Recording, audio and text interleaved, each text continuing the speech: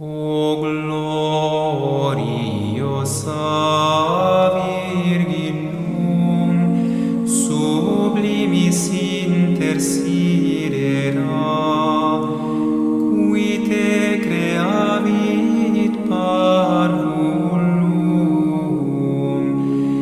lactente nutris subere. Quod tristis absumit, dureris salmo germine, intentot astra flebiles, celi recludis cardine. Tu regis altianua, et aula lucis fulgita, vitam datam per Virginem, gentes redempte plaudite. Iesu tibi sit gloria, qui natus est Virgine, cum Patre et Almo Spiritu, in sempiterna saecula.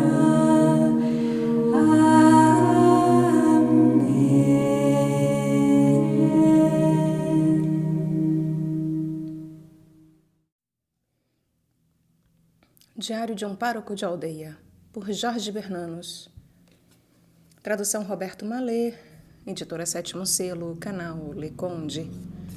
Caros ouvintes, caso gostem do que aqui é lido, por favor adquiram o livro.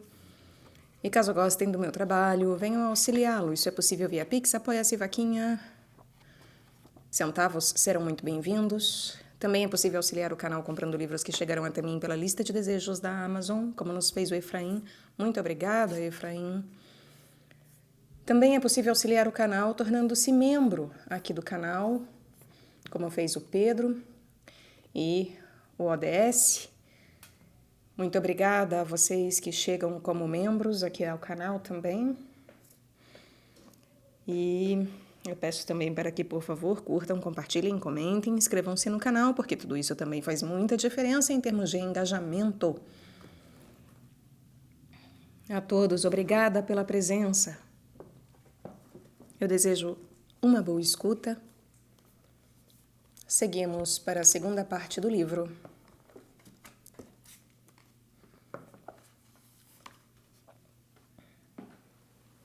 Tive esta manhã, depois da missa, uma longa conversa com a senhorita Luísa. Até agora eu raramente a via nos ofícios da semana, pois sua situação de preceptora no castelo impõe-nos a ambos uma grande reserva. A senhora Condessa gosta muito dela. Parece que deveria ter entrado para as Clarissas, mas dedicou-se a cuidar de uma velha mãe enferma, que só morreu no ano passado. Os dois garotinhos adoram-na. Infelizmente, a filha mais velha, a senhorita Chantal, não lhe demonstra nenhuma simpatia, e parece mesmo ter prazer em humilhá-la, em tratá-la como criada. Infantilidades, talvez, mas que devem testar cruelmente a sua paciência, pois soube pela senhora Condessa que ela provém de uma excelente família e recebeu uma esmerada educação. Pelo que entendi, o castelo aprovou minha dispensa da criada. Acham, entretanto, que seria bom se eu contratasse uma diarista, ao menos em princípio, 1 ou 2 vezes por semana. Evidentemente é uma questão de princípio. Vivo em um presbitério bastante confortável, a casa mais bela da região, depois do castelo, e vou lavar eu minhas próprias roupas? Parecia uma espécie de bravata. Também pode ser que eu não tenha o direito de me distinguir dos colegas menos afortunados que eu, mas que tiram o melhor proveito de seus modestos recursos. Creio sinceramente que pouco me importa ser rico ou pobre. Queria apenas que nossos superiores decidissem isso de uma vez por todas. Esse quadro de felicidade burguesa em que nos obrigam a viver convém tão pouco à nossa miséria. A extrema pobreza não impede que permaneçamos dignos. Por que manter essas aparências? Por que tratar-nos como se precisássemos de tantos cuidados? Eu esperava encontrar muitas consolações no ensino do catecismo elementar, na preparação para a Santa Comunhão frequente, conforme o desejo do Santo Papa Pio X. Ainda hoje, quando ouço o murmúrio de suas vozes no cemitério e na soleira o som de todos aqueles tamanquinhos ferrados, meu coração parece que vai se desfazer de ternura. Sinite parvolos. Pensar em lhes dizer, nessa linguagem infantil que encontro tão rápido, tudo aquilo que guardo para mim mesmo, tudo aquilo que não posso exprimir nos sermões, nos quais tanto me recomendaram ser prudente. Não exageraria, é claro. Mas, enfim, gostaria muito de lhes falar de outras coisas que não fossem problemas de frações, de educação cívica ou ainda essas abomináveis lições de coisas, que de fato são unicamente lições de coisas e nada mais. O homem na escola das coisas. E depois eu me teria livrado dessa espécie de temor quase doentio que todo jovem padre experimenta, acho eu, quando lhe vêm aos lábios certas palavras, certas imagens ambíguas, equívocas, que nos tira o entusiasmo e faz com que tenhamos as austeras lições doutrinais, em um vocabulário tão desgastado, mas tão seguro, que não escandaliza ninguém, tendo ao menos o mérito de impedir os comentários irônicos, já que é vago e tedioso. Quem nos ouve falar assim imagina com frequência que pregamos o Deus dos espiritualistas, o Ser Supremo, sei lá o quê. Mas nada que se pareça, em todo caso, com esse Senhor que aprendemos a conhecer como um maravilhoso amigo vivo, que sofre com nossas penas, sente nossas alegrias, compartilhará nossa agonia e nos receberá em seus braços, em seu coração. Logo de saída senti a resistência dos garotos e me calei. Afinal, não é sua culpa se a experiência precoce com os animais, inevitável, acrescenta-se agora à do cinema semanal. Quando sua boca pôde articular pela primeira vez a palavra amor, já era uma palavra ridícula, uma palavra suja, que eles de bom grado perseguiriam gargalhando com pedradas, como fazem com os sapos. Mas as meninas me deram alguma esperança, Serafita do Monchel especialmente. É a melhor aluna de catecismo, alegre, singela, olhar um pouco atrevido, mas puro. Adquiri pouco a pouco o hábito de distingui-la de suas colegas menos atentas, interrogá-la com frequência. Parecia-me às vezes que falava somente para ela. Na semana passada, quando lhe dei na sacristia seu prêmiozinho semanal, uma bela imagem, pus sem pensar as duas mãos sobre seus ombros e lhe disse: "Tens pressa de receber o bom Jesus? Parece-te que o tempo demora a passar?" "Não," ela me respondeu. "Por quê?" "Quando chegar a hora, chegou." Fiquei desconcertado. Não muito escandalizado, é verdade, pois conheço a malícia das crianças. E retomei: "Tu compreendes isso, não é? Me escutas com tanta atenção?" Então seu rostinho enrubesceu e ela me respondeu, olhando-me fixamente: "É porque o Senhor tem uns olhos muito bonitos." Não me perturbei, naturalmente. Saímos juntos da sacristia e todas as suas colegas que cochichavam calaram-se bruscamente e depois estouraram de rir. Evidentemente tinham combinado a coisa entre si.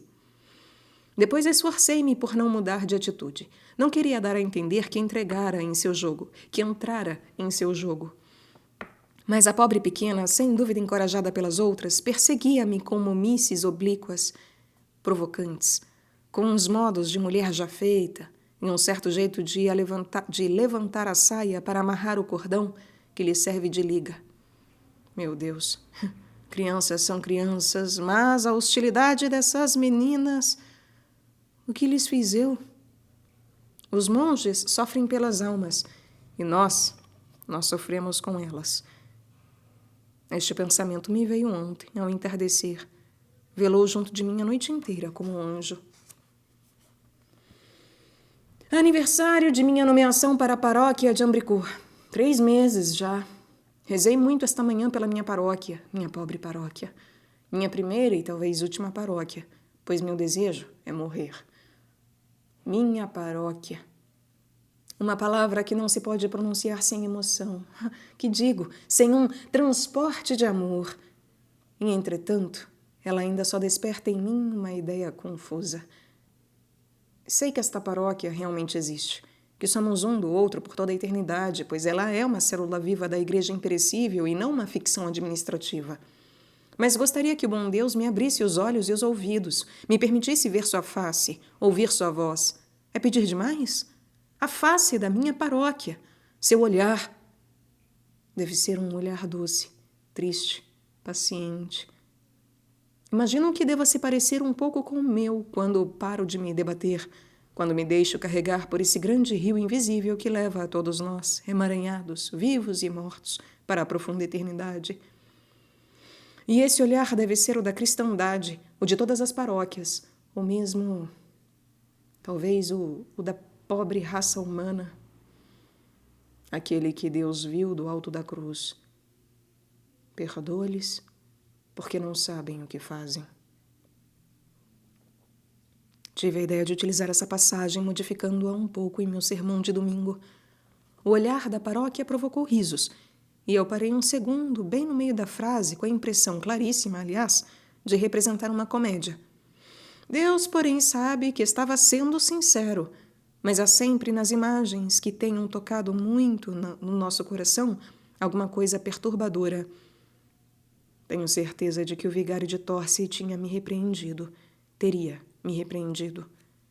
Na saída da missa, o senhor conde me disse com a sua esquisita voz um pouco anasalada: "O senhor hoje alçou o voo." Quis me enfiar num buraco. A senhora Luísa trouxe-me um convite para almoçar no castelo, terça-feira que vem. A presença da senhorita Chantal constrangia-me um pouco, mas quando ia responder com uma recusa, a senhora Luísa fez-me discretamente um sinal para aceitá-lo. A criada voltará na terça ao presbitério. A senhora condessa terá a bondade de pagar sua diária uma vez por semana. Eu estava tão envergonhado por causa do estado das minhas roupas que corri esta manhã até Saint Vaast para comprar 3 camisetas, ceroulas, lenços. Resultado, os 100 francos do senhor vigário de Torce mal deram para cobrir essa imensa despesa. Além do mais, tenho que fazer o almoço, e uma mulher que trabalha precisa de uma alimentação adequada. Felizmente, meu vinho Bordeaux vai me prestar um bom serviço. Enchi algumas garrafas com ele, ontem. Pareceu-me um pouco turvo, mas está cheirando bem. Os dias passam. Como são vazios. Consigo finalizar minhas tarefas cotidianas, mas sempre deixo para o dia seguinte a execução do pequeno programa que projetei. Falta de método, evidentemente. E quanto tempo eu passo nas estradas. Minha capela mais próxima fica a 3 quilômetros, a outra a 5. A bicicleta não me ajuda muito, pois não consigo subir as encostas, sobretudo em jejum, sem terríveis dores de estômago. Uma paróquia que é tão pequena no mapa. Quando penso que uma classe de 20 ou 30 alunos com idades e condições semelhantes, submetidos à mesma disciplina, dedicados ao mesmo estudo, só começa a ser conhecida pelo professor ao longo do 2º trimestre e mal, parece-me que minha vida, todas as forças da minha vida, vão se perder na areia. A senhorita Luísa assiste agora à Santa Missa todo dia. Mas ela aparece e desaparece tão depressa que às vezes nem percebo a sua presença. Sem ela, a igreja estaria vazia. Reencontrei ontem Serafita, em companhia do senhor do Monchel. O rosto dessa garota parece transformar-se dia após dia. Antes tão rico de expressões, tão móvel, tem agora uma espécie de fixidez, de severidade bastante precoce. Enquanto falava com ela, observava-me com uma atenção tão constrangedora que não pude deixar de enrubescer. Talvez devesse prevenir seus pais. Mas do quê? Num papel, sem dúvida deixado intencionalmente num dos catecismos que encontrei nesta manhã, uma mão desajeitada desenhou uma minúscula figura de mulher com esta inscrição: "A queridinha do senhor pároco". Como toda vez distribuo os livros ao acaso, é inútil tentar descobrir o autor dessa brincadeira. Em vão digo para mim mesmo que esse tipo de aborrecimento é, mesmo nas mais rigorosas escolas, moeda corrente. Isto não me consola muito. Um professor sempre pode recorrer ao seu superior, discutir os problemas. Mas aqui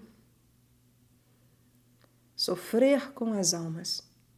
Eu repeti toda a noite esta frase consoladora. Mas o anjo não voltou. A senhora Preguiot chegou ontem. Pareceu-me tão pouco satisfeita com o valor fixado pela condessa que achei que devia acrescentar 5 francos do meu próprio bolso. Parece que coloquei o vinho nas garrafas muito cedo, sem as necessárias precauções, de forma que o estraguei. Depois encontrei a garrafa na cozinha quase intacta. Evidentemente, essa mulher tem um caráter ingrato e uns modos desagradáveis, mas tenho que ser justo. Dou as coisas desajeitadamente e com um embaraço ridículo, o que deve desconcertar as pessoas. Também raramente tenho a impressão de estar agradando, provavelmente porque eu desejo muito. Pensam que dou a contragosto. Reunião na terça-feira com o pároco de Ebuterne, para a conferência mensal. O tema tratado pelo abade Thomas, licenciado em História, a reforma, suas origens, suas causas. Verdadeiramente, o estado da Igreja no século XVI é de assustar. À medida que o conferencista desenvolvia a sua exposição fatalmente um pouco monótona, eu observava os rostos dos ouvintes sem ver neles outra coisa senão uma expressão de curiosidade polida. Exatamente como se estivéssemos reunidos para ouvir a leitura de algum capítulo da história dos faraós. Essa indiferença aparente teria outrora me exasperado. Penso agora que é um sinal de grande fé. Talvez também de um grande orgulho inconsciente. Nenhum desses homens poderia imaginar a Igreja em perigo, por nenhuma razão. Certamente minha confiança não é menor, mas provavelmente de outra espécie. Sua segurança espanta-me. Lamento um pouco ter escrito a palavra orgulho, e, no entanto, não posso apagá-la, já que não encontro outra que convenha melhor a um sentimento tão humano, tão concreto. Afinal, a Igreja não é um ideal a realizar. Ela existe, e eles estão nela. Na saída da conferência, permiti-me fazer uma tímida alusão ao programa que projetei, e ainda suprimi metade dos artigos. Não tiveram muita dificuldade em demonstrar-me que sua execução, mesmo parcial, exigiria dias de 48 horas e uma influência pessoal que estou longe de ter, que talvez não tenha jamais. Felizmente, o foco de atenção saiu de mim e o pároco de Lumbres, especialista nessas matérias, tratou brilhantemente do problema dos pecúlios rurais e das cooperativas agrícolas. Voltei para casa imensamente triste sob a chuva. O pouco de vinho que tomei causava-me terríveis dores de estômago. Certamente emagreci muito desde o outono, e meu aspecto deve estar cada vez pior, pois ninguém faz mais nenhum comentário sobre a minha saúde. Se me faltarem as forças... Por mais que tente, é difícil acreditar que Deus pode verdadeiramente me aproveitar a fundo, que pode servir-se de mim como dos outros. Estou cada dia mais atônito com minha ignorância dos detalhes mais elementares da vida prática, que todo mundo parece conhecer sem os ter estudado, por uma espécie de intuição. Evidentemente, não sou mais idiota que este ou aquele, e desde que me limite às fórmulas facilmente memorizáveis, consigo dar a ilusão de estar compreendendo tudo. Mas essas palavras, que para todos têm um sentido preciso, parecem-me, ao contrário, muito pouco distintas umas das outras, a um tal ponto que as utilizo quase ao acaso, como um mau jogador que arrisca uma cartada. Durante a discussão sobre os pecúlios rurais, tinha a impressão de ser um menino no meio de uma conversa de adultos. É provável que meus colegas não sejam mais instruídos que eu, apesar dos numerosos folhetos que nos mandam. Mas fico estupefato ao vê-los tão à vontade quando abordam esses tipos de questões. Quase todos tão pobres. Quase todos são pobres e resignam-se com isso corajosamente. Nem por isso os assuntos financeiros deixam de exercer sobre eles uma espécie de fascínio. Seus rostos logo adquirem um ar de gravidade, de segurança, que me desencoraja, que me força ao silêncio, quase ao respeito. Acho mesmo que jamais serei prático, que a experiência não me ensinará coisa alguma. Para um observador superficial, não me distingo em nada dos meus colegas. Sou um camponês como eles, mas descendo de uma família de gente muito pobre, tarefeiros, peões, criados de fazendas. Falta-nos o sentido da propriedade. Nós certamente o perdemos ao longo dos séculos. Nesse ponto, meu pai parecia-se com meu avô, que por certa vez parecia-se com seu pai. que morreu de fome durante o terrível inverno de 1854. Uma moeda de 20 tostões queimava-lhes no bolso e corriam a encontrar algum amigo para gastá-la nos tragos. Meus colegas do seminário menor não se enganavam. Mamãe colocava em vão sua melhor saia, sua touca mais bonita, mas tinha esse ar humilde, furtivo, esse pobre sorriso dos miseráveis que cuidam dos filhos dos outros. Se me faltasse somente o sentido de propriedade. Mas temo que não saiba comandar tanto quanto não sei possuir. E isto é mais grave. Pouco importa. É comum alunos medíocres, mal dotados, subirem até o primeiro lugar. Jamais brilham, é claro. Não tenho a ambição de reformar a minha natureza. Vencerei minhas repugnâncias. É o que basta. Se me entreguei ao serviço das almas, não posso ignorar as preocupações, legítimas, aliás, que ocupam um lugar tão grande na vida dos meus paroquianos. Nosso mestre-escola, apesar de parisiense, faz ótimas conferências sobre rotação de culturas e adubos. Vou mergulhar a fundo nessas questões. Seria bom também que conseguisse fundar uma sociedade esportiva, como a maioria dos meus colegas. Nossos jovens são apaixonados por futebol, boxe, pelo Tour de France. Posso negar-lhes o prazer de conversar sobre isso comigo sob o pretexto de que essas distrações tão legítimas certamente não são do meu agrado? Meu estado de saúde não me permitiu cumprir o serviço militar e seria ridículo tentar participar dos seus jogos. Mas posso me informar sobre eles, nem que seja lendo a página esportiva do Eco de Paris, o jornal que o Sr. Conde me empresta regularmente. Ontem à noite, depois de escrever essas linhas, ajoelhei-me ao pé da minha cama e implorei a Nosso Senhor que abençoasse a resolução que acabara de tomar. Veio-me subitamente a impressão de um desabamento dos sonhos, das esperanças, das ambições da minha juventude. Fui-me deitar tiritando de febre e só dormi ao amanhecer. A senhorita Luísa ficou hoje de manhã, durante todo o tempo da Santa Missa, com o rosto enfiado nas mãos. No último evangelho pude notar que tinha chorado. É muito duro ser só. Mais duro ainda partilhar a própria solidão com indiferentes ou ingratos. Depois tive a péssima ideia de recomendar ao administrador do Sr. Conde, um antigo colega do seminário menor que viaja para uma grande casa de adubos químicos. O mestre-escola não me cumprimenta mais. Parece que ele é representante de uma outra grande casa de Betune.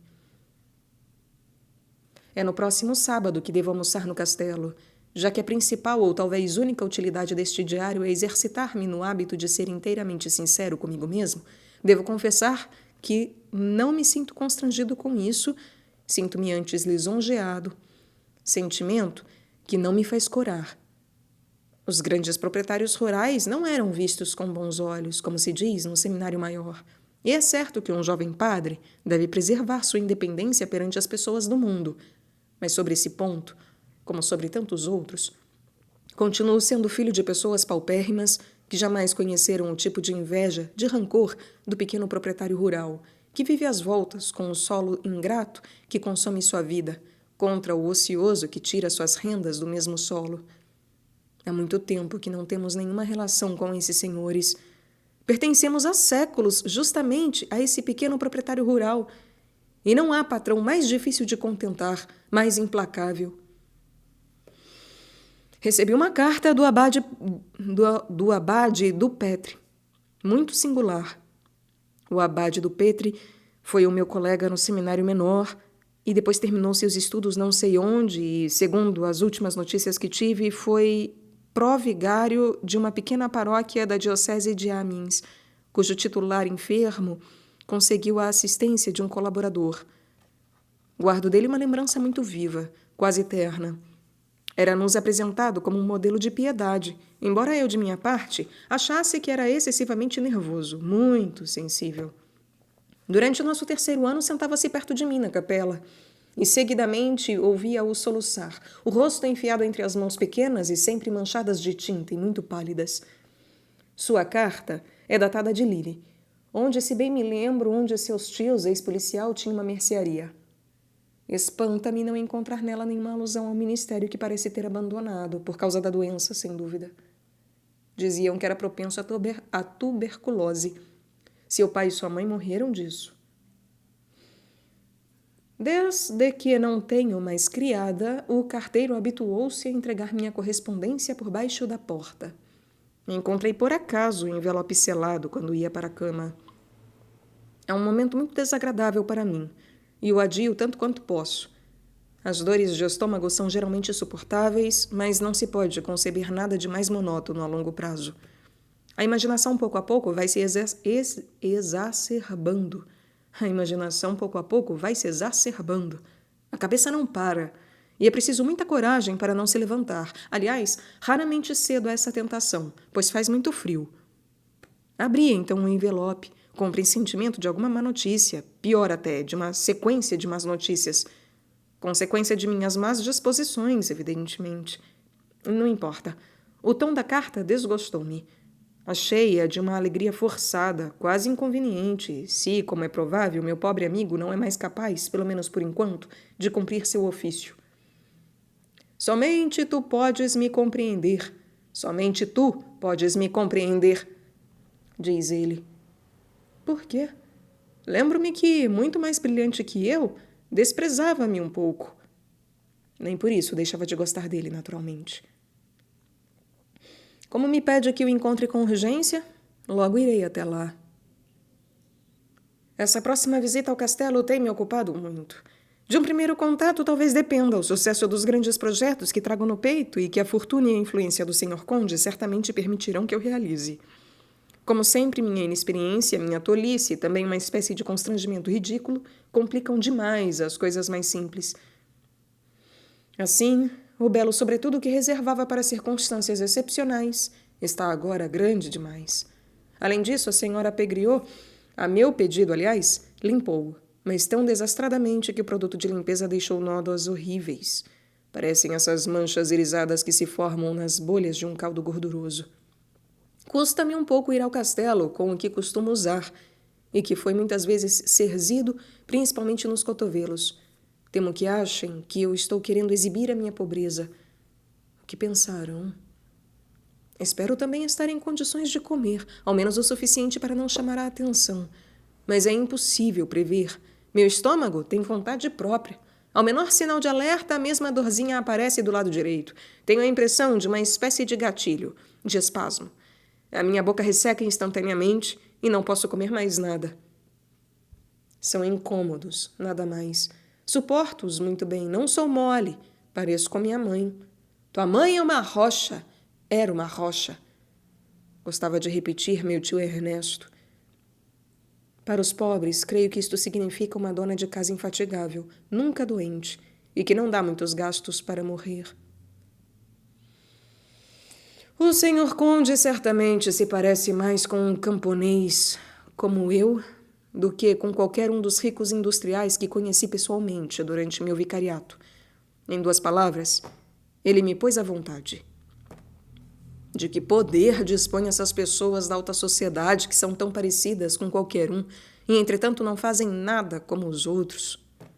Uma vez que o menor sinal de consideração me desconcerta, chegaram até a deferência sem me deixar esquecer um momento que esse respeito se devia ao caráter do que estou revestido. A senhora condessa foi perfeita. Trajava um vestido sem nenhuma ostentação, muito simples, e sobre os cabelos grisalhos uma espécie de mantilha que me lembrou a que minha pobre mãe usava aos domingos. Não pude deixar de falar-lhe dessa recordação, mas expliquei-me tão mal que eu não sei se ela me compreendeu. Rimos juntos da minha batina. Em qualquer outro lugar, acho fingiriam não notá-la. E eu sofreria uma verdadeira tortura. Com que liberdade esses nobres falam de dinheiro e tudo que se relaciona com isso. Que discrição, que elegância. Parece mesmo que uma certa pobreza autêntica conquista-lhes imediatamente a confiança. Cria entre eles e nós uma espécie de intimidade cúmplice. Senti a mesma coisa quando, na hora do café, o senhor e a senhora Vergênia, antigos fabricantes de farinha riquíssimos, que no ano passado compraram um castelo de Rouvois, vieram visitar-nos. Depois de sua partida, o conde lançou-me um olhar meio irônico, que claramente significava boa viagem. Enfim, estamos de novo sozinhos. E, no entanto, fala-se muito do casamento da senhora Chantal com o Vergene filho. Não importa. Creio que é no sentimento que analiso tão mal, algo diferente de uma polidez, mesmo sincera.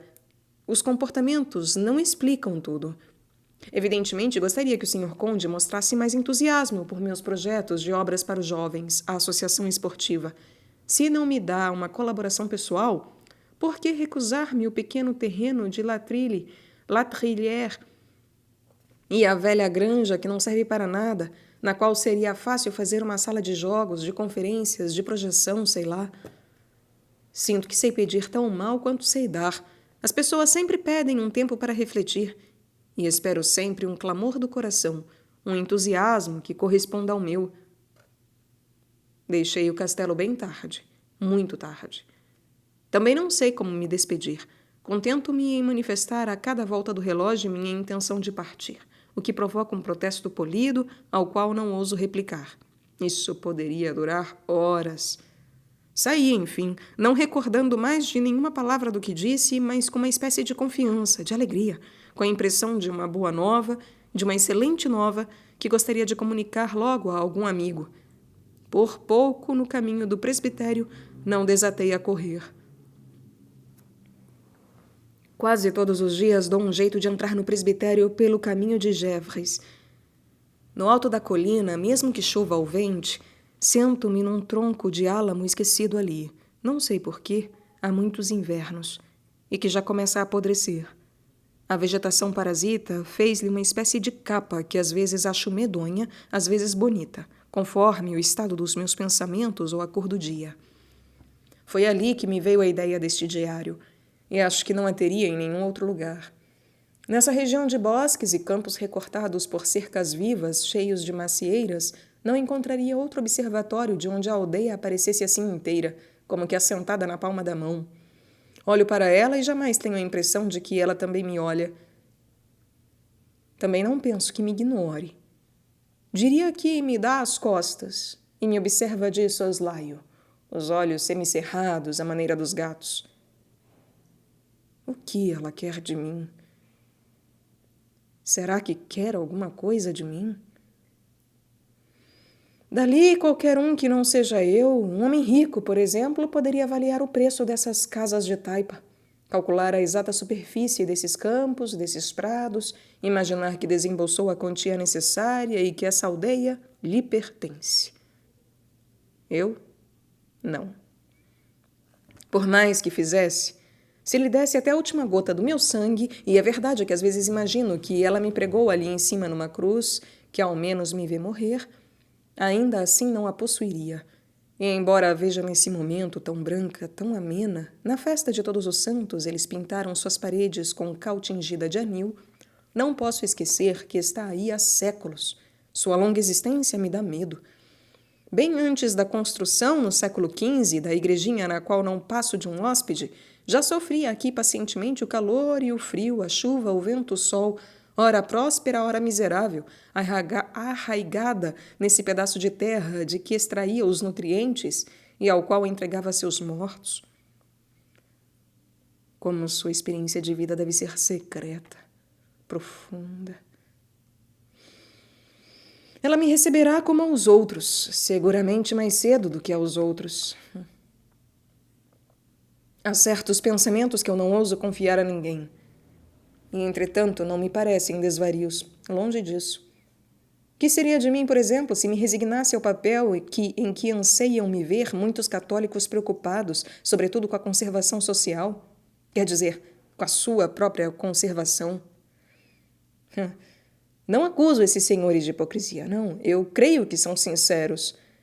Quantos há que se pretendem amantes da ordem e que só defendem hábitos?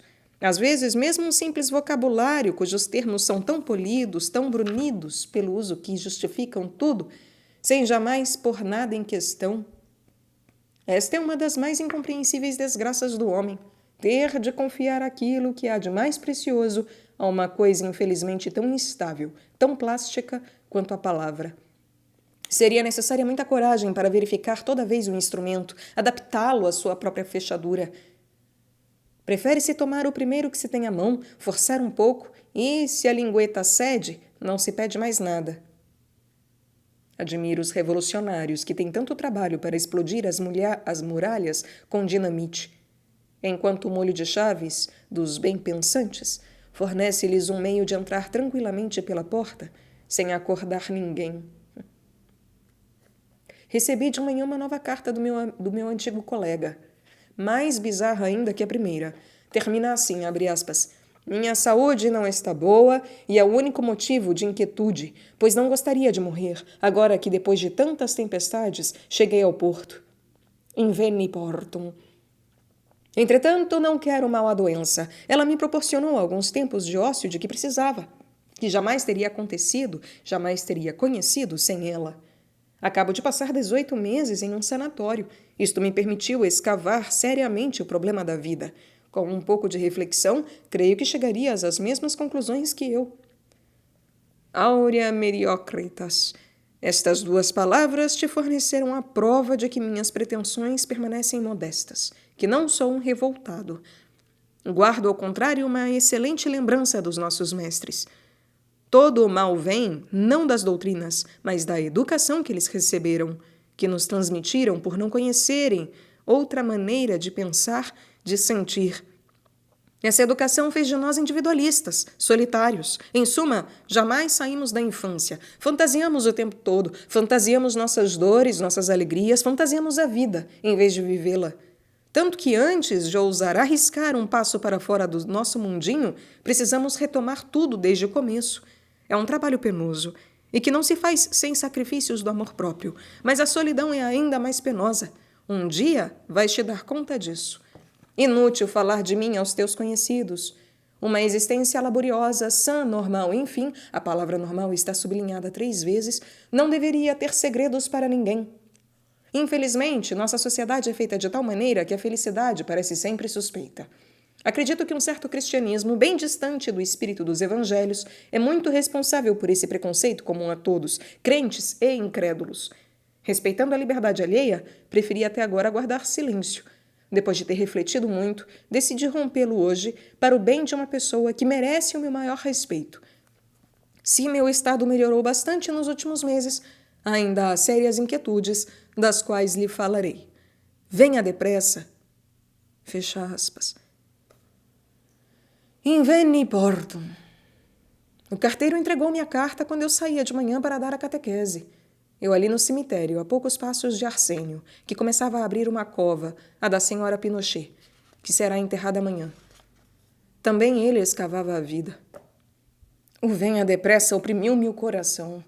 Depois de seu pobre discurso tão estudado, posso vê-lo coçando a têmpora com a ponta do porta-plumas como outrora, essa expressão infantil, que não pôde reter, que lhe escapou.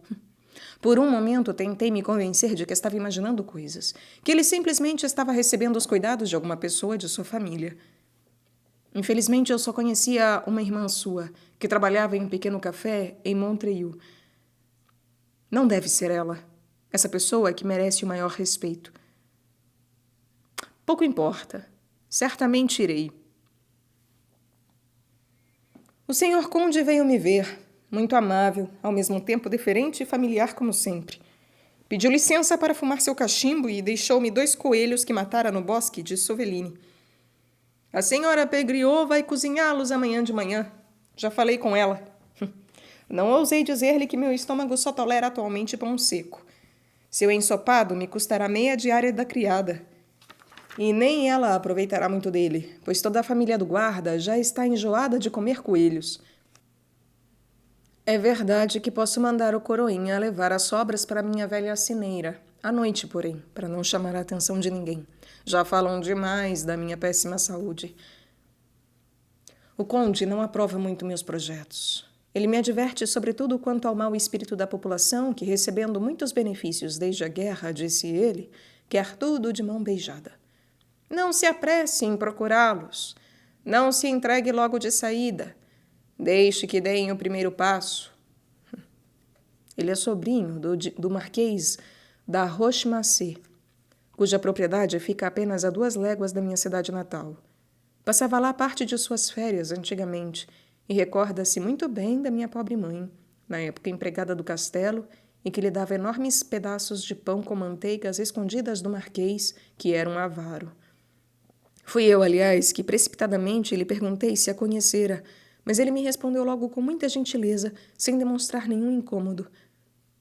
Querida mamãe, mesmo sendo ainda muito jovem e tão pobre, sabia inspirar estima, simpatia. O senhor conde não diz a senhora, sua mãe. O que acho eu poderia parecer um pouco afetado, mas pronuncia sua mãe, enfatizando o sua com uma seriedade, com respeito que me trouxeram lágrimas aos olhos. Se estas linhas pudessem cair um dia sob olhares indiferentes, certamente me achariam bastante ingênuo. E sem dúvida eu o sou, de fato. Pois é certo que não há nada de vil nessa espécie de admiração que me inspira esse homem com uma aparência tão simples, às vezes mesmo radiante, que parece um eterno estudante gozando de eternas férias. Não o tenho, por mais inteligente que qualquer outro. E dizem que é muito rude com seus rendeiros. Também não é um paroquiano exemplar, pois se frequenta regularmente a missa dominical, jamais o vi aproximar-se da Santa Comunhão. Pergunto-me se cumpre o preceito pascal. Por que será que ocupou tão logo o lugar, quase sempre vazio, de um amigo, de um aliado, de um companheiro? Talvez porque penso encontrar nele essa naturalidade que tanto busco em vão. A consciência de sua superioridade, o gosto hereditário pelo comando, sua idade mesmo, não conseguiram marcá-lo com essa seriedade fúnebre, com esse ar de segurança desconfiada que confere aos mais ordinários burgueses o simples privilégio do dinheiro. Parece-me que estes estão sempre preocupados em manter a devida distância, para empregar a sua própria linguagem, ao passo que ele conserva o seu valor. Sei muito bem que há muito coquetismo, acho que inconsciente, no seu tom breve, quase rude, no qual não há espaço para a menor condescendência, e que, entretanto, não poderia humilhar ninguém. Evoca nos mais pobres menos a ideia de uma sujeição qualquer do que uma disciplina livremente assumida, militar. Coquetismo demais, creio eu, orgulho demais também, mas agrada-me ouvi-lo. E quando lhe falo dos interesses da paróquia, das almas da igreja, ele diz nós, como se ele e eu só poderíamos servir a mesma causa.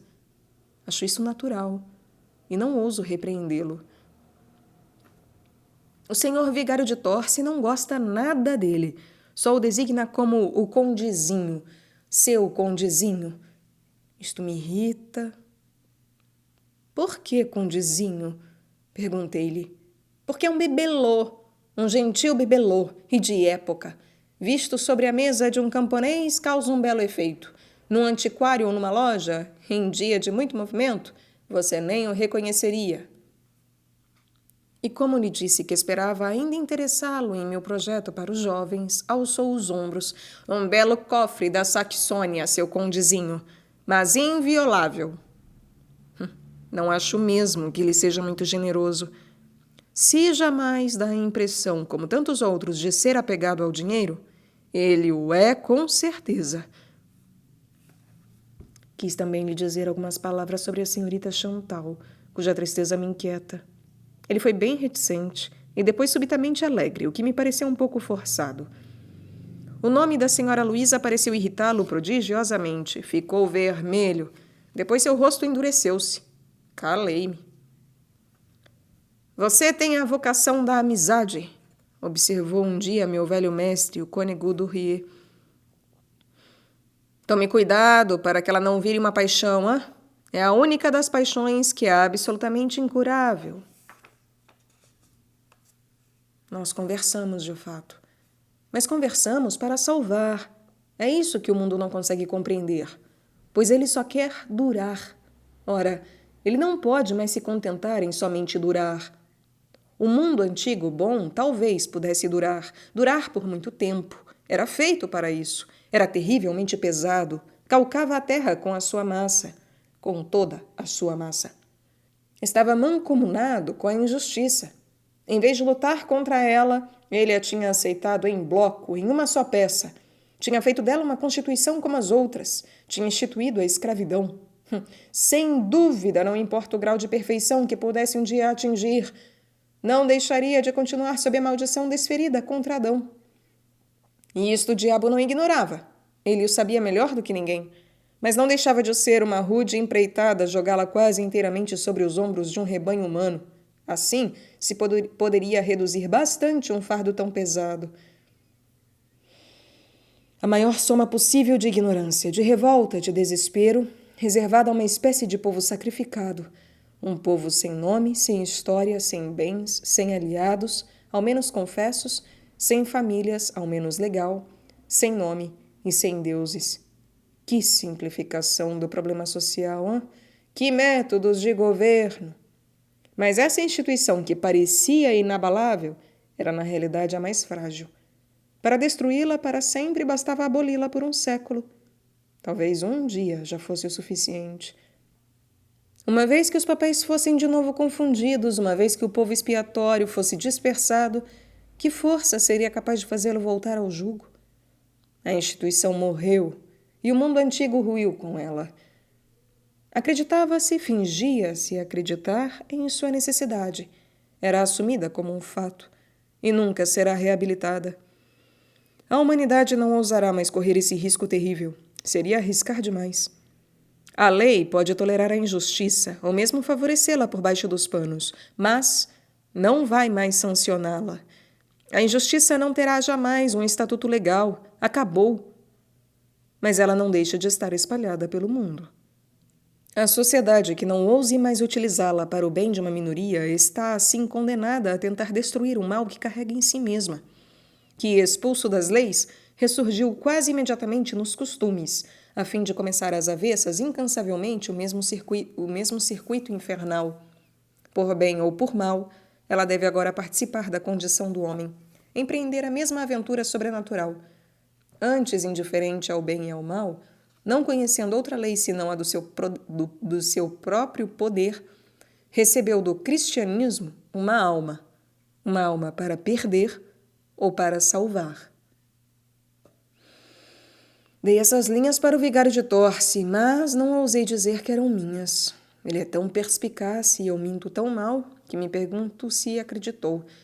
Devolveu-me o papel rindo com um risinho que conheço muito bem, que não anuncia nada de bom. Por fim me disse: teu amigo não escreve mal. Está mesmo muito bem redigido. De maneira geral, se é sempre muito bom pensar com clareza, é melhor ficar por aí.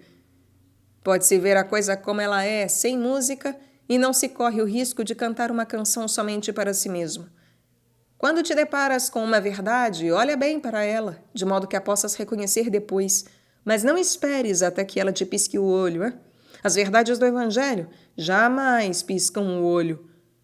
Quanto às outras, jamais sabemos direito por onde andaram antes de chegar até nós. As conversas particulares são perigosas.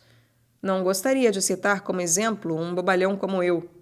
Mas, quando acontece de eu ter uma ideia, uma dessas ideias que poderiam ser úteis à alma, é claro, porque as outras... Então, vou primeiro apresentá-la ao bom Deus. Depois a coloco na minha oração. É espantoso como ela muda de aspecto. Às vezes fica irreconhecível. Não importa. Teu amigo tem razão. A sociedade moderna pode muito bem renegar seu mestre. Mas ela também foi redimida. Por isso, não pode mais lhe bastar simplesmente administrar o patrimônio comum. Tem que partir como todos nós, queira ou não, em busca do reino de Deus. E esse reino não é deste mundo. Ela, portanto, não vai parar jamais. Não pode deixar de avançar. Salva-te ou morre. Não se pode afirmar o contrário. O que teu amigo diz sobre a escravidão é também muito correto. A antiga lei tolerava a escravidão e os apóstolos também a toleraram. Eles não disseram ao escravo, liberta-te de teu senhor, mas diziam ao luxurioso, por exemplo, liberta-te da carne, e logo. É uma nuance. E por quê? Queriam, suponho, deixar ao mundo um tempo para respirar antes de lançá-lo em uma aventura sobre-humana. E podes ter certeza que um tipo como São Paulo não tinha mais ilusões. A abolição da escravatura não suprimia a exploração do homem pelo homem. Se pensarmos bem, um escravo custava caro, o que lhe devia garantir uma certa consideração de seu senhor. Ao passo que conheci na minha juventude um cretino de um vidreiro que punha garotos de 15 anos a soprar os canos, e quando seus pobres pulmões estavam arruinados, a única preocupação do animal era encontrar substitutos. Preferiria 100 vezes ser escravo de um desses bons burgueses romanos que não deviam, certamente, amarrar seus cachorros com linguiça. Não, São Paulo não tinha ilusões. Sabia muito bem que o cristianismo pusera no mundo uma verdade que ninguém poderia deter, porque ela já habitava no fundo das consciências e o homem tinha se reconhecido imediatamente nela. Deus salvou cada um de nós, e cada um de nós vale o sangue de Deus. Podes traduzir isso como quiseres, mesmo numa linguagem racionalista, a mais imbecil de todas. Isso te força a aproximar palavras que explodem ao menor contato. A sociedade futura poderá sempre tentar sentar-se em cima delas, e elas incendiarão seus fundilhos. Ponto. Isso não impede que o pobre mundo continue sonhando, mais ou menos, com o antigo contrato firmado antes com os demônios, e que deveria assegurar seu repouso. Reduzir a condição de rebanho, mas de um rebanho superior, 1/4 ou 1/3 do gênero humano, não é um preço muito alto, talvez para o advento de super-homens, de puros sangues, do verdadeiro reino terrestre. É o que pensam e não ousam dizer. Nosso Senhor, desposando a pobreza, elevou o pobre a uma tal dignidade que ninguém conseguirá mais descê-lo do seu pedestal. Nosso Senhor, desposando a pobreza, elevou o pobre a uma tal dignidade que ninguém conseguirá mais descê-lo de seu pedestal. Deu-lhe um ancestral, e que ancestral? Um nome, e que nome? Eles o preferem antes revoltado que resignado, mas ele parece já pertencer ao reino de Deus, onde os últimos serão os primeiros. Ele tem o aspecto de um fantasma que vem da festa de núpcias com sua túnica branca. Então queres o quê? O Estado começa a dedicar-se de coração aos desafortunados, dá banho nos meninos, trata dos coxos, lava as camisas, dá sopa para os mendigos, limpa a escarradeira dos velhos, mas, de olho no relógio e preocupado se lhe vai sobrar tempo para tratar dos seus próprios negócios. Sem dúvida, espera ainda poder dar às máquinas o papel ocupado antes pelos escravos. Que esperança, hein? As máquinas não param de rodar, os desempregados de se multiplicar, de tal maneira que parece que são elas que fabricam os desempregados, as máquinas. Já notaste? É que o pobre tem uma vida dura. Enfim, eles tentam isso ainda, lá na Rússia. E note que eu não acho os russos piores do que os outros, hein? Todos loucos, todos furiosos, os homens de hoje. Mas esses diabos dos russos têm um estômago, hein? São os flamengos do extremo norte, esses sujeitos. Devoram tudo e poderão muito bem, em um século ou dois, devorar o Politécnico sem estourarem. Sua ideia, no fim das contas, não é imbecil. Naturalmente, trata-se de eliminar o pobre. O pobre é testemunha de Jesus Cristo, o herdeiro do povo judeu, ora. Mas em vez de reduzi-lo a um rebanho ou de matá-lo, imaginaram transformá-lo em um pequeno rentista, ou mesmo, supondo que as coisas vão cada vez melhor, em um pequeno funcionário. Nada mais dócil do que isso. Nada mais razoável. Em meu canto também eu penso nos russos. Meus colegas do seminário maior falavam deles, meio aos trancos e barrancos, parece-me. Principalmente para apavorar os professores. Nossos colegas democratas são gentilíssimos, zelosíssimos, mas eu os acho, como diria, um pouco burgueses. Aliás, o povo não gosta muito deles, é um fato. Porque não os compreende, talvez. Enfim, Repito que também eu penso nos russos, com uma espécie de curiosidade, de ternura. Eles conheceram a miséria, suas misteriosas, suas incomunicáveis alegrias. Os escritores russos, por exemplo, fazem a gente chorar. No ano em que papai morreu, mamãe teve de ser operada de um tumor e ficou 4 ou 5 meses no hospital de Burguete. Foi entregue aos cuidados de uma tia.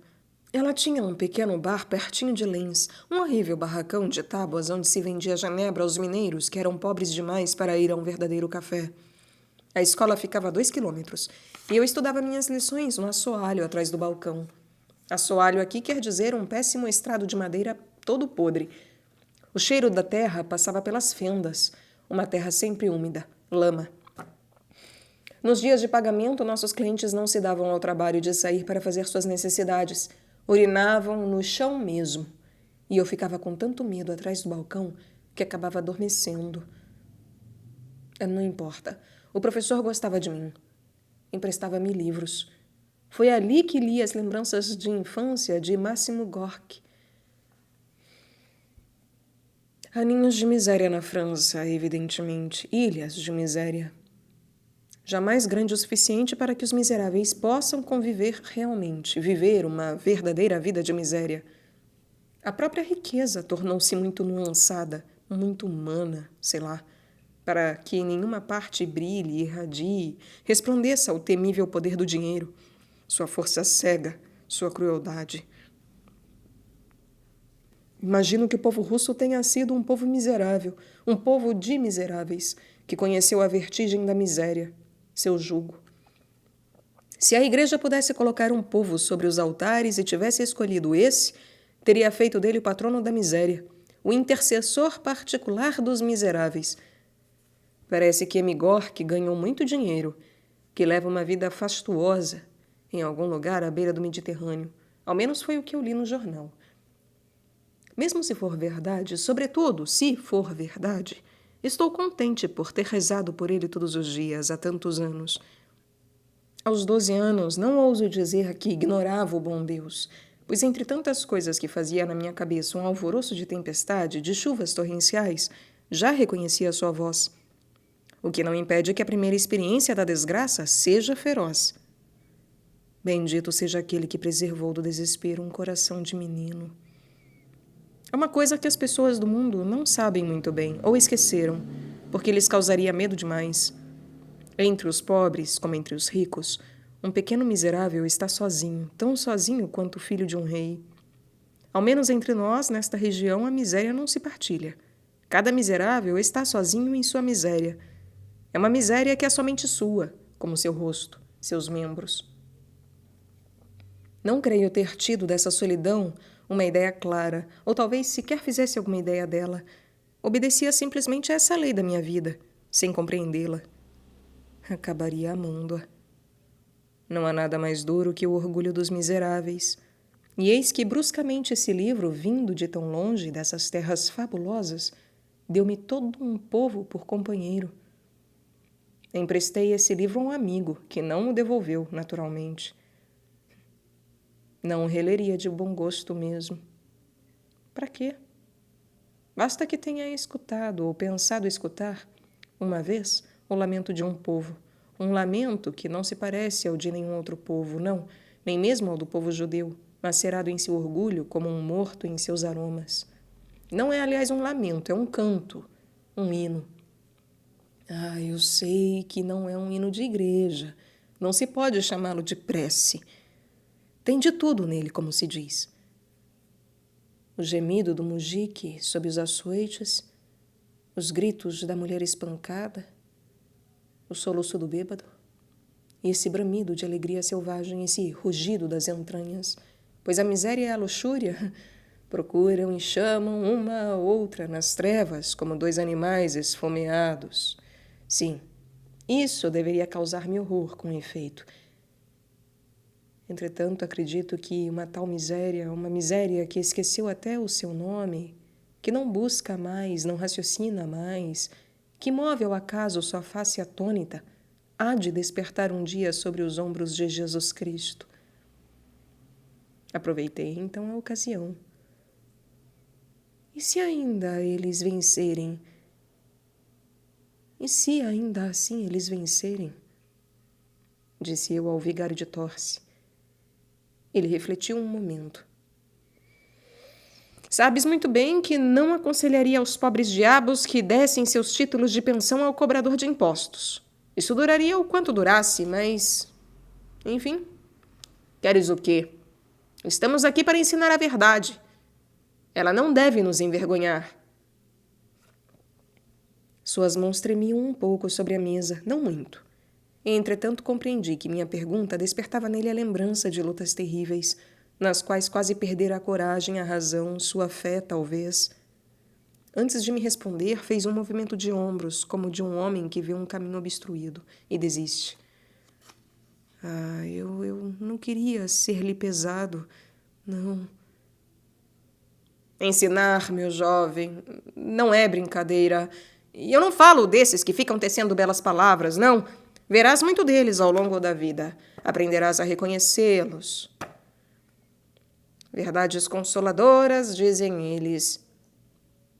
A verdade primeiro liberta, depois é que consola. Aliás, nem se tem o direito de chamar a isso de consolação.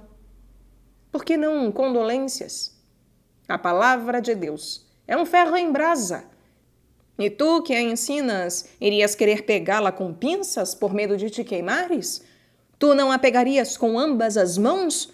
Faz-me rir, um padre que desce da cátedra da verdade, a boca extenuada, um pouco acalorado, mas contente, não pregou, tagarelou no máximo.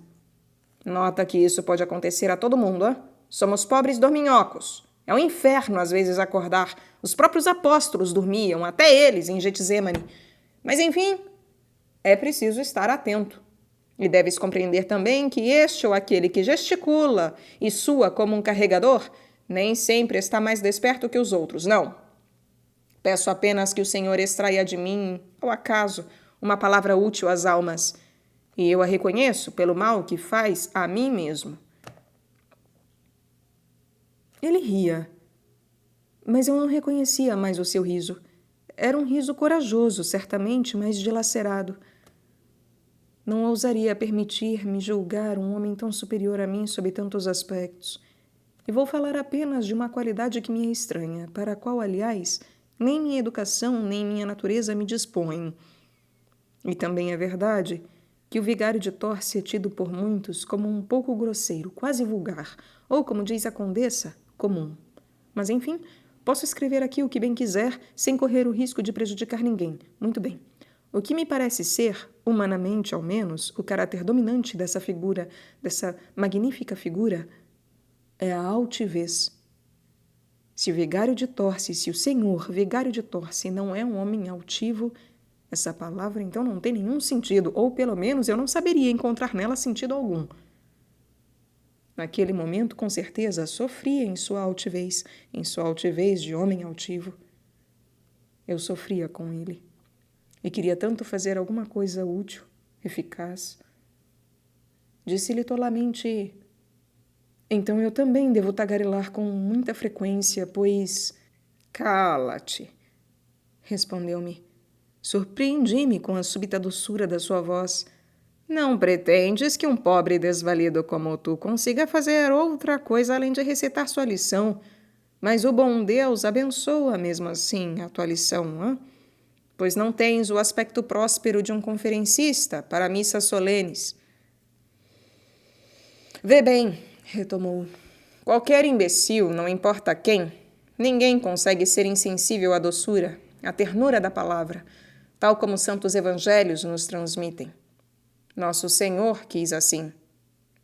Ela em primeiro lugar, a ordem é essa. Ela em primeiro lugar. A ordem é essa. Somente os estúpidos ou os pensadores acreditam que devem revirar as suas pupilas e mostrar o branco dos olhos antes mesmo de abrir a boca. E, além disso, a natureza age por si mesma.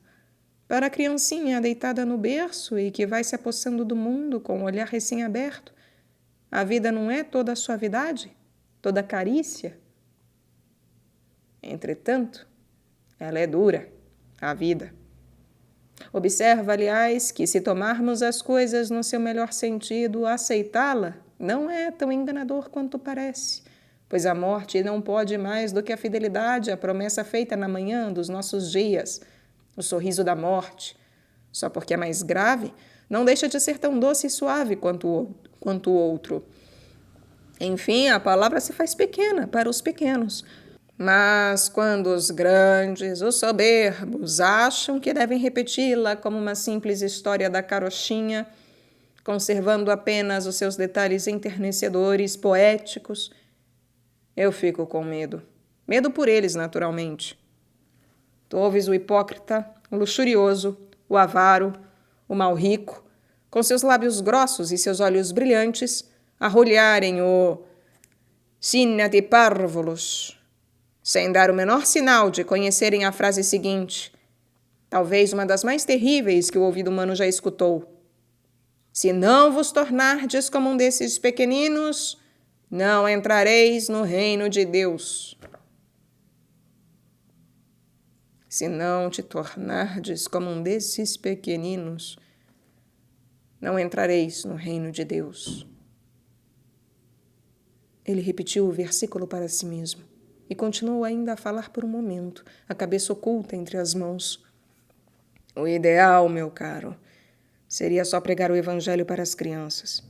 Calculamos demais, este é o problema. Assim, a única coisa que podemos fazer é ensinar o espírito de pobreza, mas ele, meu rapaz, pensa bem, ele é duro demais. Então se tenta adaptá-lo um pouco. E logo se começa a falar unicamente com os ricos. Os malditos ricos. São sujeitos muito poderosos, muito espertos e têm uma diplomacia de primeira ordem como convém. Quando um diplomata tem que assinar embaixo de um tratado que lhe desagrada, discute cada cláusula dele. Muda uma palavra aqui, troca uma vírgula de lugar e tudo acaba se arranjando. Ora, nesse caso a coisa valia a pena. Tratava-se de uma maldição, pensa bem. Enfim, há maldição e maldição, parece. Diante da situação, se tenta sair pela tangente. É mais fácil um camelo passar pelo buraco de uma agulha do que um rico entrar no reino dos céus. Vê bem que eu sou o primeiro a achar esse texto duro demais e que não me recuso a fazer distinções nele, o que, aliás, causaria muito desgosto à clientela dos jesuítas. Admitamos, então, que o bom Deus estava falando dos ricos de verdade, né? Dos ricos que têm o espírito de riqueza. Muito bem. Mas quando os diplomatas sugerem que o buraco da agulha era uma das portas de Jerusalém, apenas um pouco mais estreita, de maneira que para entrar no reino o rico só correria o risco de arranhar as batatas das pernas ou rasgar um pouco os cotovelos da sua bela túnica, queres o quê? Eu fico espantado. Nas bolsas de moedas, Nosso Senhor teria escrito a próprio punho, perigo de morte, como faz a prefeitura nos postes elétricos das pontes e calçadas. E as pessoas gostariam que... Ele pôs-se a andar de um lado para o outro da sala, as mãos enfiadas nos bolsos do sobretudo. Quis se levantar também, mas com um movimento de cabeça mandou-me ficar sentado. Sentia que hesitava ainda, que procurava aliviar-me, sondar-me uma última vez antes de dizer o que talvez nunca dissera a ninguém, ao menos nos mesmos termos. Visivelmente duvidava de mim, e entretanto essa dúvida não tinha nada de humilhante, juro. Aliás, ele não poderia humilhar ninguém. Nesse momento, seu olhar era extremamente bom, doce e, o que parece ridículo, tratando-se de um homem tão forte, tão robusto, quase vulgar, com uma enorme experiência de vida das pessoas, uma extraordinária, de uma indefinível pureza. Seria preciso refletir muito antes de falar da pobreza para os ricos. Senão seremos indignos de ensinar os pobres. E como ousar se apresentar então no tribunal de Jesus Cristo? Ensiná-la aos pobres? Perguntei. Sim, aos pobres. É a eles que o bom Deus nos envia primeiro e para anunciar-lhes o quê? A pobreza. Eles deviam esperar outra coisa. Esperar o fim da sua miséria. E eis que Deus pega a pobreza pela mão e lhes diz: reconheçam a sua rainha, jurem-lhe homenagem e fidelidade. Que golpe, hein? Nota que esta é, em suma, a história do povo judeu, com seu reino terrestre. O povo dos pobres, como o outro, é um povo errante entre as nações, em busca de suas esperanças carnais. Um povo decepcionado até os ossos. Entretanto, o mandamento está lá. Não há jeito de eliminá-lo. Sem dúvida, um covarde talvez conseguisse contornar a dificuldade.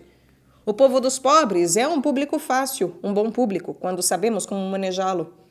Vá falar a um canceroso da sua cura, ele fará tudo para acreditar em ti. Nada mais fácil, em suma, que fazê-los entender que a pobreza é uma espécie de doença vergonhosa, indigna das nações civilizadas e que vamos livrá-los dessa impureza em um piscar de olhos.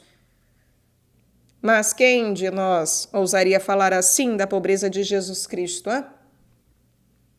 Fixava-me direto nos olhos e ainda agora pergunto-me se me distinguia dos seus objetos familiares, seus confidentes habituais e silenciosos.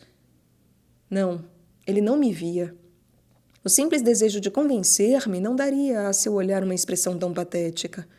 Era consigo mesmo, contra uma parte de si mesmo centenas de vezes dominada, centenas de vezes vencida e sempre rebelde, que se levantava com toda a sua estatura, com toda a sua força, assim como um homem que luta pela própria vida. Como a ferida era profunda, ele parecia dilacerar-se com as próprias mãos. Tal como me vês, disse-me, gostaria muito de pregar-lhes a insurreição aos pobres. Ou antes, não lhes pregaria coisa alguma. Pegaria logo um desses militantes, esses negociantes de frases, esses fabricantes de revoluções, e lhes mostraria o que é um homem de Flandres. Nós, os flamengos, temos a revolta no sangue. Olha para a história! Os nobres e os ricos jamais nos deram medo. Graças ao céu! Posso muito bem confessá-lo agora, sendo um homem tão vigoroso, tão robusto, jamais o bom Deus permitiu que eu fosse muito tentado na carne. Mas a injustiça e a infelicidade, isso me esquenta o sangue. Hoje já faz muito tempo, tu não podes imaginar. Assim, por exemplo, a famosa encíclica de Leão XIII, Rerum Novarum. Vocês a leem tranquilamente, com o canto dos olhos, como qualquer mandamento quaresmal. Mas na época, meu rapaz, sentimos a terra tremer sob nossos pés. Que entusiasmo! Era então pároco de Norenfontes, em plena região de Minas. E esta ideia tão simples de que o trabalho não é uma mercadoria sujeita à lei de oferta e da procura, que não se pode especular com os salários, com a vida dos homens, como se faz com o trigo e o açúcar e o café, revolucionava as consciências. Acreditas? Por tê-la explicado ao púlpito aos meus paroquianos, fui tomado por socialista. E os camponeses bem pensantes conseguiram que eu fosse transferido, difamado, para Montreuil. A difamação não me incomodava, é claro. Mas, naquele momento... Ele calou-se, trêmulo. Mantinha o olhar fixo em mim e eu me envergonhava dos meus pequenos incômodos. Tinha vontade de beijar-lhe as mãos. Quando ousei levantar os olhos, tinha-me dado as costas e olhava pela janela. Depois de um longo silêncio, continuou com uma voz surda, mas ainda um pouco alterada. A piedade é um animal. Um animal de que podemos pedir muito, mas não tudo. O melhor cão pode ficar raivoso. Ela é poderosa. Ela é voraz. Não sei por que sempre a representam um pouco chorona, um pouco atrapalhada. Uma das mais fortes paixões humanas. É o que ela é. Naquele momento da minha vida, eu que te falo agora, acreditei que ela ia me devorar. O orgulho, a inveja, a cólera, mesmo a luxúria, os 7 pecados capitais faziam um coro. Uivavam de dor. Eram como um bando de lobos ensopados de petróleo, em chamas. Subitamente senti suas 2 mãos sobre os meus ombros. Enfim, eu também tive minhas dificuldades. O mais duro é que quando não somos compreendidos por ninguém, sentimos-nos ridículos. Para o mundo, tu não passas de um vigáriozinho democrata, um vaidoso, um farsante. É possível que, em geral, os vigários democratas não tenham muita têmpera, mas eu acho que tinha têmpera para dar e vender. Olha, naquele momento compreendi Lutero. Ele tinha têmpera também. E na sua caverna de monges em Erfurt, certamente a fome e a sede de justiça o devoravam. Mas o bom Deus não gosta que se mexa com a sua justiça, e sua cólera é um pouco forte demais para nós, pobres diabos. Ela nos transtorna, nos torna piores que uma fera. Então, depois de estremecer os cardeais, o velho Lutero acabou levando seu feno à manjedoura dos príncipes alemães. Uma bela corja. Vê o retrato que fizeram dele no seu leito de morte. Ninguém reconheceria o antigo monge naquele sujeito barrigudo, de lábios grossos. Mesmo justo em princípio, sua cólera envenenou-o pouco a pouco. Foi se tornando uma gordura de péssima qualidade. Essa é que é a verdade. O senhor reza por Lutero? Todos os dias. Aliás, também me chamo Martim, como ele. Aconteceu então uma coisa surpreendente. Ele pôs uma cadeira bem na minha frente, sentou-se, tomou minhas mãos nas suas, sem tirar os olhos de mim, seus magníficos olhos cheios de lágrimas, e, entretanto, mais imperiosos do que nunca, olhos que tornariam a morte muito fácil, muito simples. Eu te trato como um desvalido, disse-me. Mas eu gosto de ti. Toma essa palavra no seu melhor sentido. É uma grande palavra. Para mim, o bom Deus te chamou, eu não tenho dúvidas. Fisicamente, pode-se pensar que o teu destino é ser um monge. Não faz mal. Se não tem ombros muito fortes, tens coração. Mereces servir na infantaria. Mas lembra-te do que eu te disse, Não te deixes abater. Se desceres uma só vez à enfermaria, não sairás mais de lá. Não fostes feito para a guerra do desgaste. Engaja-te a fundo e prepara-te para acabar um dia tranquilamente na trincheira, sem jamais ter recuado. Sei muito bem que não mereço a sua confiança, mas já que ele a depus sobre mim, tenho também a impressão de que não o decepcionarei. Esta é toda a força dos fracos, das crianças, a minha. Aprende-se a viver mais ou menos rápido, mas sempre se acaba aprendendo, conforme a própria capacidade. Cada um só tem o seu quinhão de experiência, é claro. Um frasco de 20 centilitros não pode conter tanto quanto o de 1 litro, mas há a experiência da injustiça. Senti que minhas feições se endureciam, contra minha vontade, pois a frase me fez mal. Abri a boca para responder. Cala-te.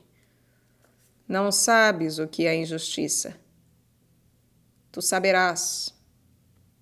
Pertences a uma raça de homens que a injustiça fareja de longe, que ela aguarda pacientemente até o dia.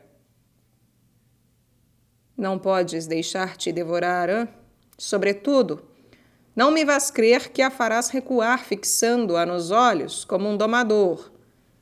Não escaparias da sua fascinação, da sua vertigem. Nunca olhes para ela mais do que for preciso, Não olhes para ela sem rezar. Sua voz estava tremendo um pouco. Que imagens, que lembranças passavam nesse momento diante de seus olhos. Só Deus o sabe. Vai, tu invejarás mais de uma vez a irmãzinha da caridade, que parte contente de manhã ao encontro de seus meninos maltrapilhos, seus mendigos, seus bêbados, e trabalha com todas as forças até a noite. Ela zomba da injustiça. Seu bando de estropiados, ela os lava, limpa, trata e finalmente enterra. Não foi a ela que o Senhor confiou sua palavra, a palavra de Deus. Devolva a minha palavra, dirá o juiz no último dia. Quando pensamos no que alguns tirarão nesse momento de suas maletas, não dá nenhuma vontade de rir. Não mesmo. Levantou-se de novo e de novo olhou para mim. Levantei-me também. Nós a temos guardado, a palavra? E se a guardamos intacta, não a colocamos debaixo do alqueire? Nós a demos tanto aos pobres como aos ricos? Evidentemente, nosso Senhor fala com ternura aos seus pobres, mas como eu dizia há pouco, ele anuncia-lhes a pobreza. Não dá para fugir disso, pois a igreja tem a guarda do pobre, é evidente. É o mais fácil. Todo homem compassivo colabora com ela nessa proteção, ao passo que ela está sozinha, ouve bem, sozinha, absolutamente sozinha, na guarda da honra da pobreza. Nossos inimigos têm a parte mais formosa. Pobres, sempre os tereis convosco. Não é uma frase de demagogo, é? Mas é a palavra, e nós a recebemos. Tanto pior para os ricos que fingem acreditar que ela justifica seu egoísmo. Tanto pior para nós, que servimos assim de reféns aos poderosos, cada vez que o exército de miseráveis vem derrubar as muralhas da cidade. É a palavra mais triste do Evangelho, a mais carregada de tristeza. E ela foi propriamente dirigida a Judas. Judas! São Lucas nos diz que ele cuidava das contas e que sua contabilidade não era muito transparente, que seja. Mas, enfim, era o banqueiro dos 12. E quem jamais viu com clareza a contabilidade de um banco? É provável que forçasse um pouco a comissão, como todo mundo. A julgar por sua última operação, não faria uma brilhante carreira de corretor, Judas. Mas o bom Deus toma nossa pobre sociedade como ela é, ao contrário dos farsantes que fabricam uma no papel e depois a reformam à força, sempre no papel, é claro. Enfim, nosso Senhor conhecia muito bem o poder do dinheiro. Abriu junto de si um pequeno espaço para o capitalismo, ele lhe deu uma chance e até fez o primeiro investimento. Acho isso prodigioso, não é? Imensamente belo, imensamente belo. Deus não despreza nada. Depois, se o negócio tivesse prosperado, Judas provavelmente teria subvencionado sanatórios, hospitais, bibliotecas ou laboratórios. Note que ele já se interessava pelo problema do pauperismo, como qualquer milionário. Pobres sempre os tereis convosco, responde nosso Senhor, mas a mim nem sempre tereis. O que significa, não deixa soar em vão a hora da misericórdia. Farias melhor em dar logo o dinheiro que me roubaste, em vez de tentar encher a cabeça de meus apóstolos com tuas especulações imaginárias sobre os fundos de perfumaria e teus projetos de obras sociais. Além disso, pensas que assim adulas meu gosto bem conhecido pelos miseráveis e estás redondamente enganado. Não amo meus pobres como as velhas inglesas amam os gatos abandonados, não, ou os touros de corridas. Essas são coisas de ricos. Amo a pobreza com um amor profundo, refletido, lúcido, de igual para igual, como a uma esposa com o ventre fecundo e fiel. Coroei-a com as minhas próprias mãos. Não basta querer para honrá-la. Só pode servi-la quem tenha antes se revestido da branca túnica de linho. Não é qualquer um que partilha com ela o pão da amargura. Eu a quis humilde e altiva. Não serviu. Ela não recusa o copo d'água, desde que seja oferecido em meu nome. E é em meu nome que ela o recebe. Se o pobre tivesse seu direito só por causa da necessidade, vosso egoísmo o teria condenado ao estritamente necessário, exigindo-lhe um reconhecimento e uma servidão eternos. Assim te ergues hoje contra essa mulher que veio banhar meus pés com um nardo caríssimo, como se meus pobres não pudessem usufruir jamais da indústria de perfumes. És mesmo dessa raça de gente que, tendo doado 2 tostões a um vagabundo, escandaliza-se ao não lhe ver precipitar-se imediatamente à padaria para comprar um pão dormido que o comerciante lhes venderia como pão fresco. No seu lugar, também eles iriam ao vendedor de vinho, pois um ventre miserável precisa de mais ilusão do que de pão. Desgraçados, o ouro que ocupa tanto o vosso espírito, não é uma ilusão? Um sonho? E às vezes somente a promessa de um sonho? A pobreza pesa muito nas balanças de meu Pai Celestial, e todos os vossos tesouros de fumaça não equilibrarão os seus pratos. Sempre haverá pobres entre vós, e por isso sempre haverá ricos entre vós, quer dizer, homens ávidos e duros que buscam menos a posse que o poder. Esses homens existem entre os pobres como entre os ricos, e o miserável que sofre na sarjeta depois de uma bebedeira talvez tenha os mesmos sonhos que César, dormindo sob os cortinados de púrpura. Ricos ou pobres, olhai para a pobreza como para um espelho, pois ela é a imagem da vossa decepção fundamental. Ela ocupa aqui, embaixo, o lugar do paraíso perdido. Ela é o vazio dos vossos corações, das vossas mãos. Eu a coloquei tão alto, desposada, coroada, porque conheço a vossa malícia. Se eu tivesse permitido que a considerasseis como inimiga ou apenas como uma estranha, se vos deixasse a esperança de erradicá-la do mundo, teria ao mesmo tempo condenado os fracos. Pois os fracos sempre serão para vós um fardo insuportável, um peso morto que vossas orgulhosas civilizações repassam umas às outras com cólera e desgosto. Pus meu sinal sobre suas frontes, e só ousais aproximar-vos deles rastejando. Vós devorais a ovelha perdida. Não ousareis jamais atacar o rebanho. Se afastasse meu braço por um momento, a escravidão que odeio ressuscitaria por si mesma, com um ou outro nome. Pois vossa lei mantém em ordem suas contas. E a única coisa que o fraco tem para dar é a sua própria pele. Sua grande mão tremia sobre meu braço, e as lágrimas que pensei ver em seus olhos pareciam ter sido devoradas por esse olhar que continuava fixo sobre o meu.